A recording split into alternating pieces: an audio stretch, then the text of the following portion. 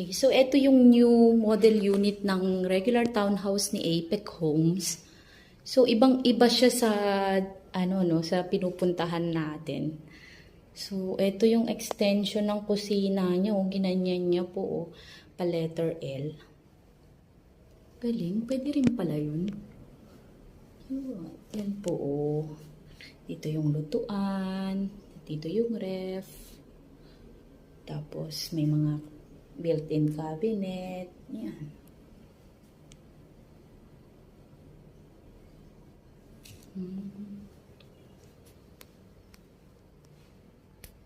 Yan po. Tignan po natin yung taas. Alam niyo, yung ganda ng bahay kapag ka talagang nabibihisan. Yan. Nasa baba yung aircon. So, yan, pag-akyat, ganyan. Tapos ito. Yan.